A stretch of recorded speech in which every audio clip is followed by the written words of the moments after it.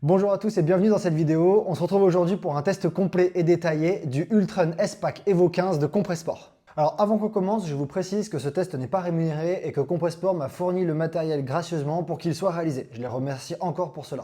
Alors forcément, après avoir fait un test du Ultron S-Pack Evo 10 et constaté la qualité de ce produit, j'avais forcément envie de faire le test du Ultron S-Pack Evo 15. Vous verrez d'ailleurs que dans la vidéo, je ferai pas mal de parallèles entre le Evo 10 et le Evo 15 parce qu'ils ont beaucoup de points communs et on voit que là, en fait, la structure est très similaire entre les deux sacs. Si le Ultron S-Pack Evo 10 a été pensé par Compressport pour les jours de compétition par exemple, ou les compétitions où la liste du matériel n'est pas si longue que ça, c'est-à-dire les fois en fait où on va emmener uniquement le minimum nécessaire, le Ultron S-Pack Evo 15, lui, s'annonce plutôt comme le sac destiné aux longues aventures, aux sorties où on va passer beaucoup de temps en montagne et où du coup on a besoin d'emporter avec nous plus de matériel que ça. Pour vous donner un exemple dans le contexte sportif, en 2022 sur la PTL de l'UTMB, Jonathan Medj, Perrine Fage et Steven Le Yarrick avaient réalisé l'épreuve portant ce sac. Cette épreuve, elle est connue pour durer plusieurs jours et à savoir qu'il y a pas mal de matériel à emporter avec soi, dont par exemple un casque, un baudrier, etc. Ce sac-là, il se prête du coup typiquement à ce genre d'événement, aux sorties où vous allez passer beaucoup de temps en montagne, où vous allez par exemple faire de l'itinérance, dormir en refuge, dormir en gîte, vous avez beaucoup de matériel à emporter avec vous, et donc il vous faut un sac avec plus de contenance que 10 litres. Donc pour vous expliquer un petit peu plus en détail ce que vous allez trouver dans cette vidéo, le test va se dérouler comme les autres tests, à savoir que d'abord je vais vous faire une présentation détaillée du sac ici en intérieur. Ensuite, on va le charger quasiment au maximum de sa capacité. On va aller sur le terrain dans les pentes que j'aime bien pour faire les tests de stabilité, voir s'il bouge ou pas, comment est-ce qu'il se comporte une fois qu'il est bien chargé et qu'on court avec. Et enfin, on reviendra ici en intérieur pour faire une conclusion sur ce que je pense de ce sac, ses points forts et ses points faibles.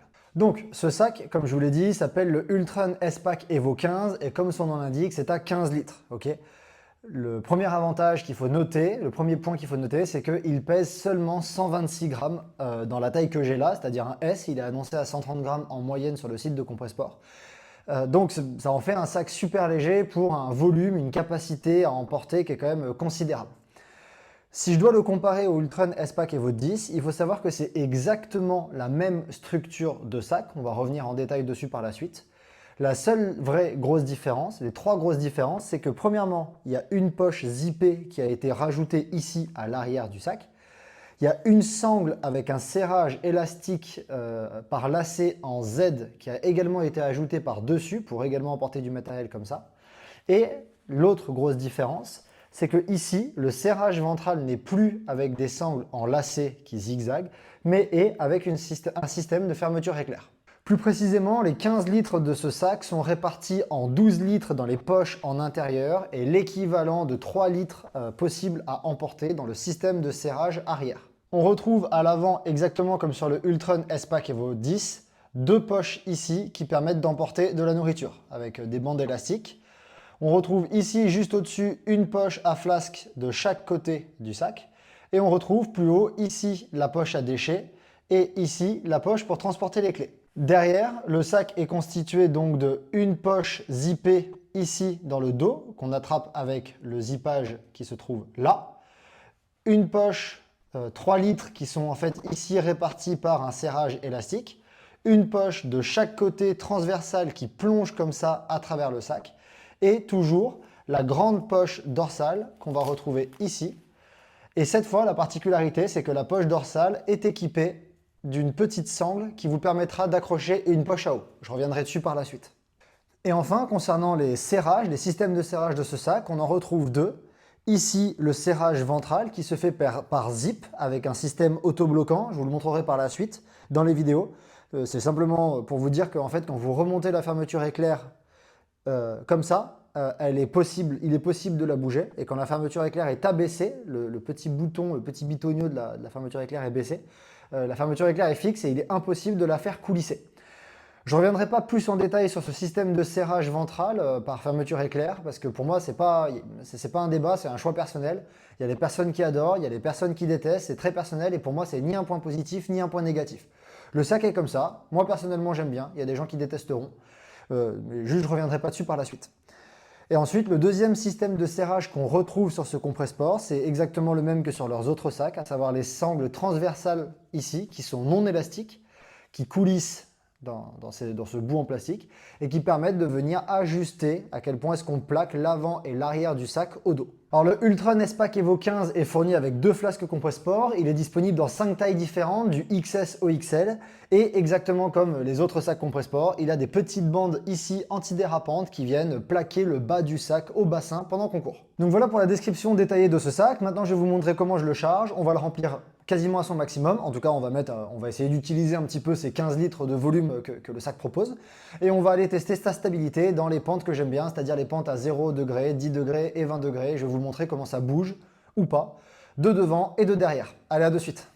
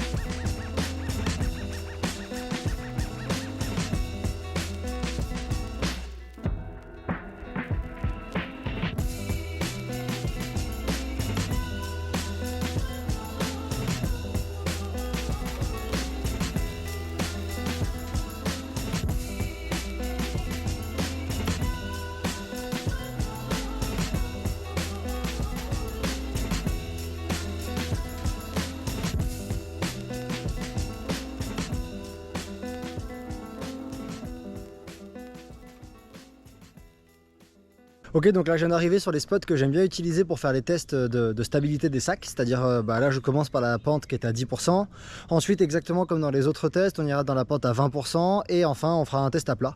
Donc le but de tout ça est de voir comment le sac se comporte avec différents niveaux de pente quand on court dedans et voir du coup s'il est stable ou pas. Je vous ferai quasiment pas d'image en descente, en montée pardon, parce que en fait en montée, j'ai jamais vu un sac qui était pas stable en montée. Je vous en ferai une ou deux juste pour dire, mais on va surtout s'intéresser à comment est-ce que le sac se comporte en descente. Donc là je le rappelle, hein, j'ai le Compressport S-Pack Evo 15 sur le dos, le 12+3 du coup. Il est bien rempli, à savoir que je l'ai bien chargé, j'ai mis quasiment tout le matériel obligatoire, même un peu plus que ce que la prochaine course que je fais, à savoir l'échappée belle 90 demande. Donc pour être précis, j'ai 2 flasques de 500 devant, une flasque de 500 derrière, comme si c'était une flasque sucrée. Derrière j'ai également les bâtons, j'ai dans la poche qui est vraiment plaquée contre le dos, j'ai une polaire et un collant. Dans la poche par-dessus, j'ai mis ce qui est par exemple le gobelet, la frontale, un t-shirt sec qui est demandé avec une poche imperméable. Dans une des poches transversales, j'ai un bonnet, un buff et des gants. Dans l'autre poche transversale, c'est là où j'ai mis la 500 en rab. Dans les poches là, du coup, j'ai mon téléphone et de la nourriture, ainsi qu'ici. Et dans la poche de derrière, j'ai également un sachet de nourriture en plus pour avoir en fait assez de nourriture comme si je courais d'un ravitaillement à un autre. Bon, donc là on va commencer, hein, on va attaquer. Je vous montre juste que ici, donc j'ai fermé avec la fermeture éclair et je vous montre juste que quand la fermeture éclair est en haut et rabaissée comme ça là, on peut pas la descendre. Ok, le but c'est qu'elle soit bloquée. Le seul moyen de la descendre, c'est de relever la fermeture éclair et là on peut ouvrir. Ok, donc c'est une espèce de sécurité supplémentaire qu'a mis Compressport pour pas que le sac s'ouvre pendant qu'on fait une descente. Allez, on commence.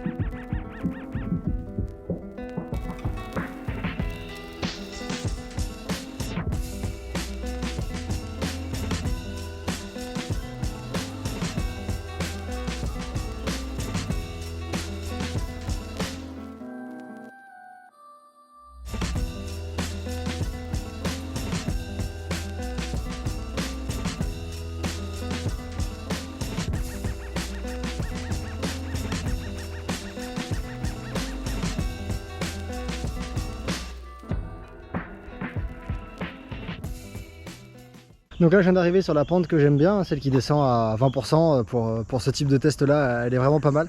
Elle est exigeante, je sais qu'elle est à 18-19, donc elle permet de bien voir comment le sac se comporte dans une descente engagée. Donc forcément nous on va moins vite, mais les contraintes bioméca font que le sac peut potentiellement bouger plus. Donc c'est parti pour les tests dans cette pente.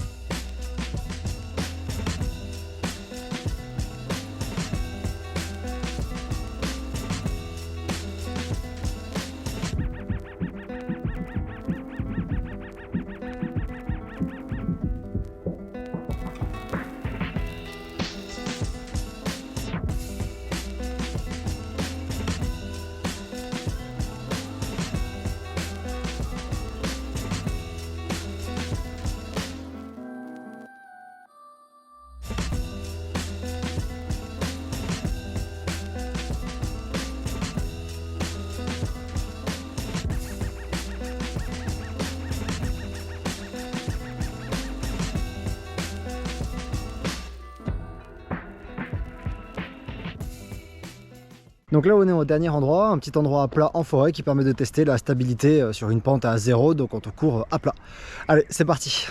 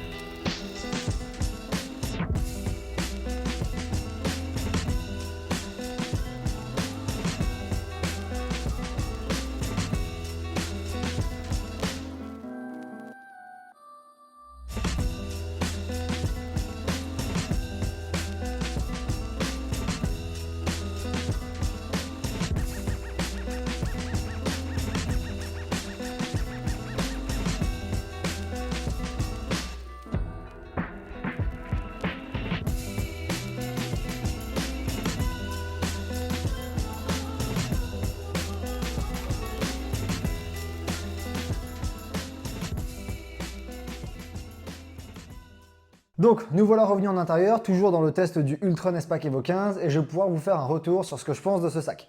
C'est important de noter que j'ai pas fait uniquement ces tests de stabilité avec ce sac, mais en fait, ça fait 3 semaines que je l'utilise de manière plutôt intensive.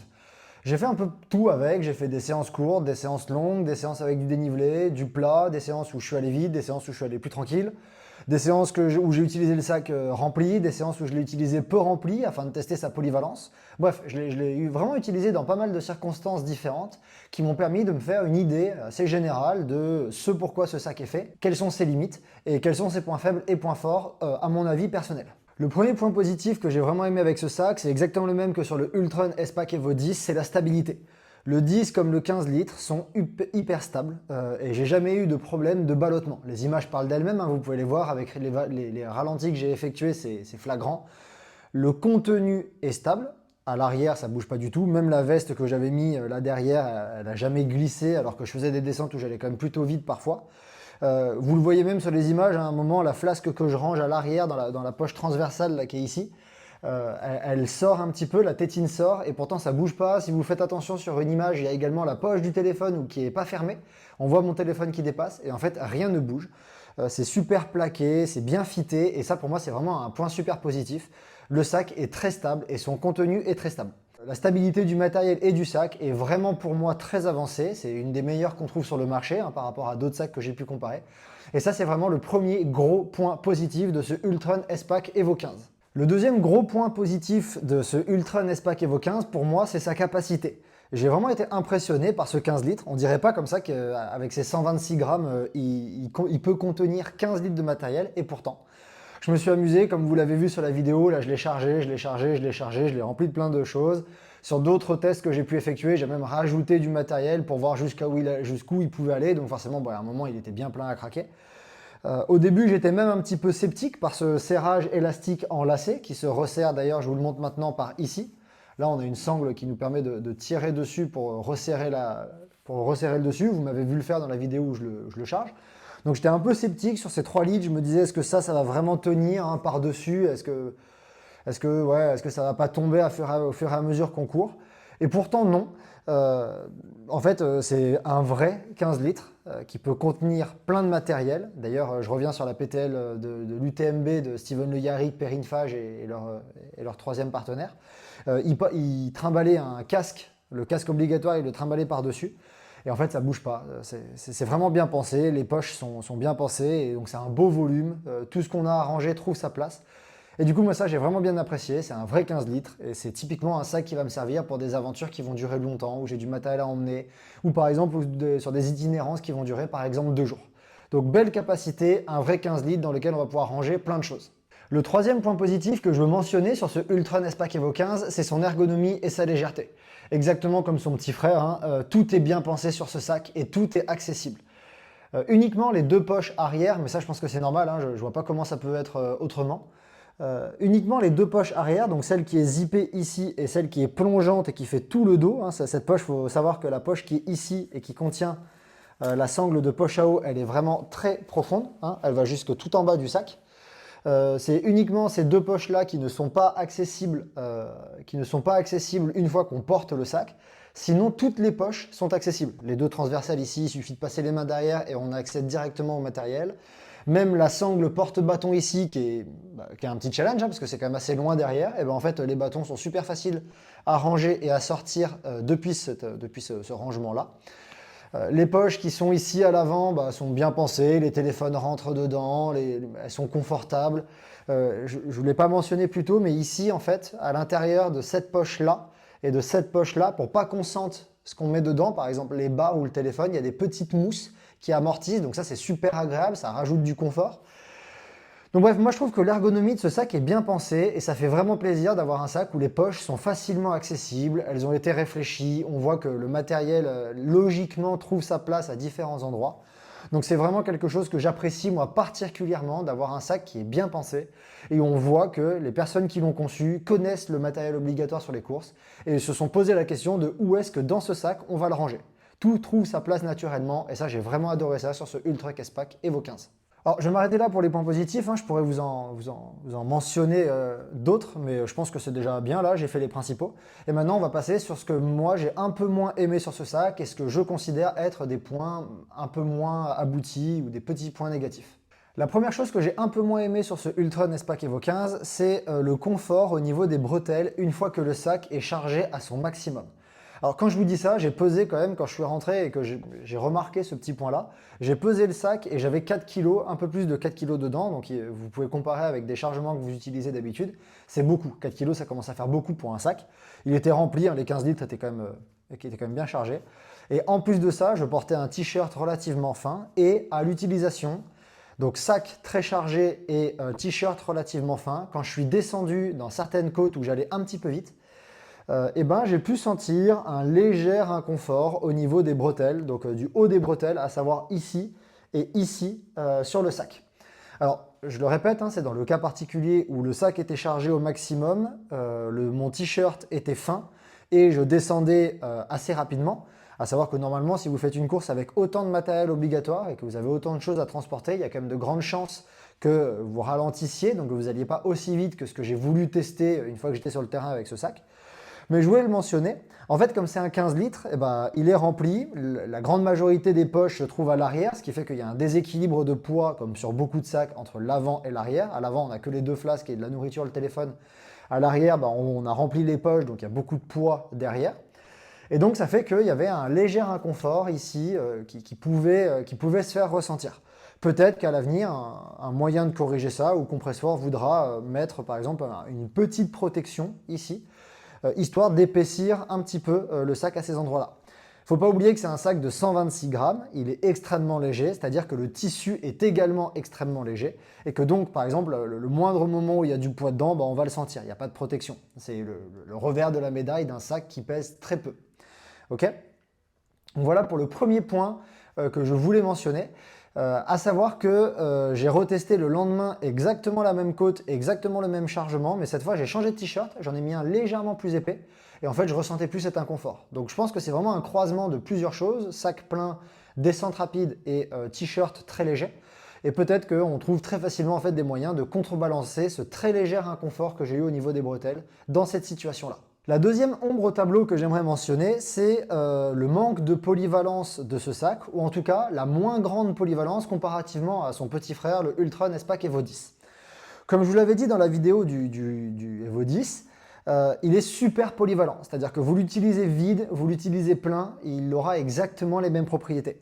Tout à l'heure, je vous ai dit que le sac était stable, le Evo 15 était stable une fois plein, c'est vrai.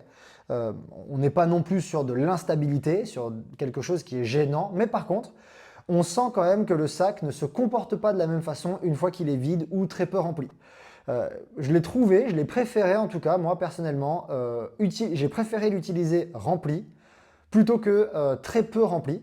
Et en fait, il faut garder en tête que c'est un 15 litres et il est fait pour être utilisé chargé. Je l'ai trouvé plus stable, je l'ai trouvé plus confortable, je l'ai trouvé plus ergonomique quand il était rempli avec, on va dire, une dizaine de litres, une douzaine de litres, pas besoin non plus de le remplir au maximum.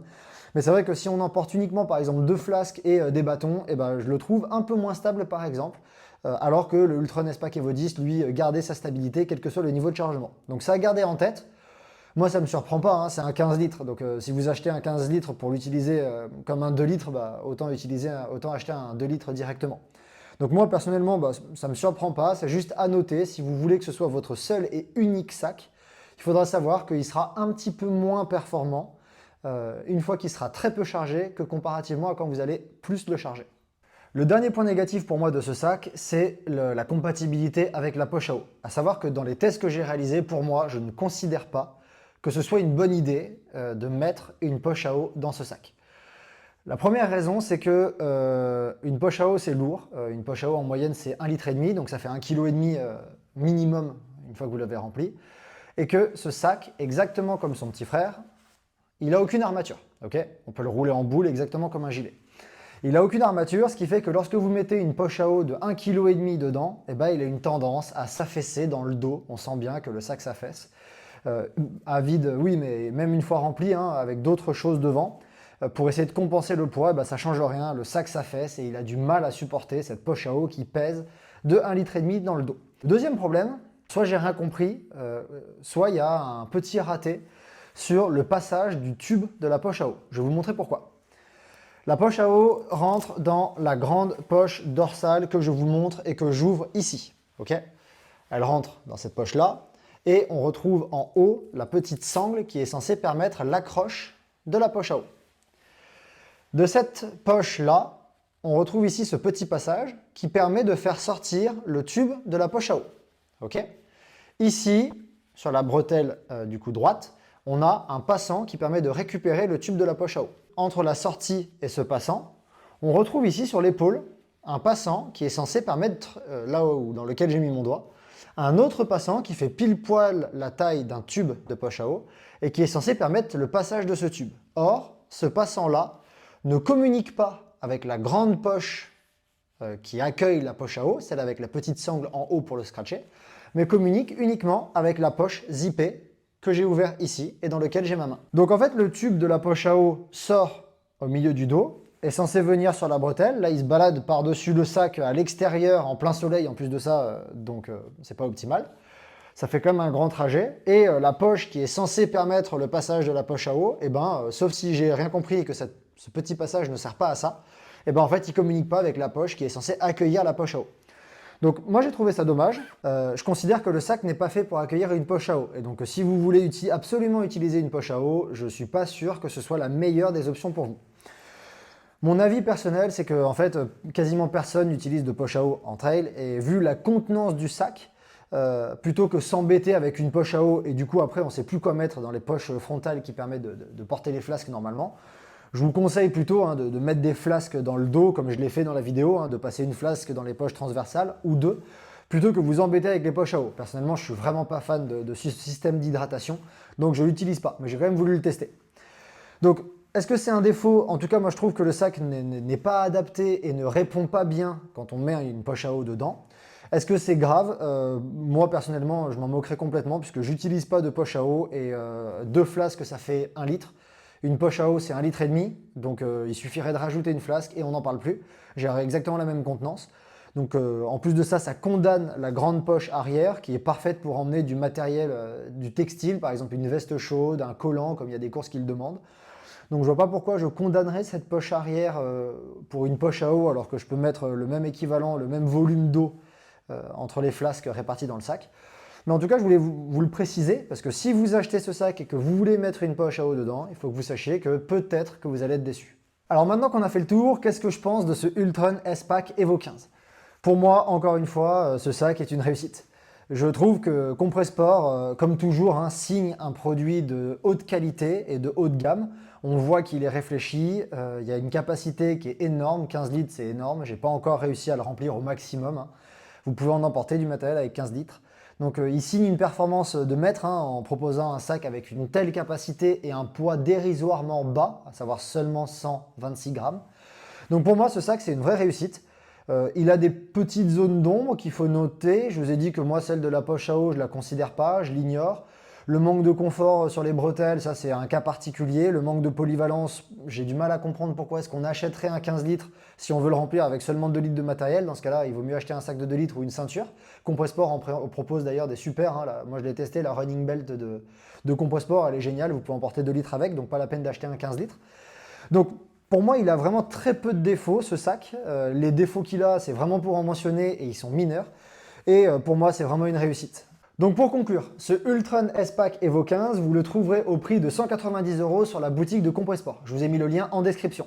Si vous avez des questions dessus, vous pouvez m'envoyer un message, je vous répondrai, je commence à le connaître et je l'utilise encore, donc normalement j'aurai la réponse à votre question. Sinon, vous pouvez écrire au service client de Compressport, ils sont super réactifs et vous aurez une réponse rapidement. Si cette vidéo vous a plu, je vous invite à la liker, la partager, la commenter. Vous pouvez également vous abonner à la page, c'est un coup de pouce considérable que vous pouvez m'apporter et qui me permet de vous proposer des tests matériels de qualité. D'ici là, je vous dis à bientôt pour un prochain test. J'ai oublié un détail. Si ce t-shirt, vous le trouvez sympa et que vous voulez l'essayer, moi je l'utilise encore pour courir, il est super léger, super polyvalent. Je vous ai également mis le lien dans la description, juste en dessous. À plus.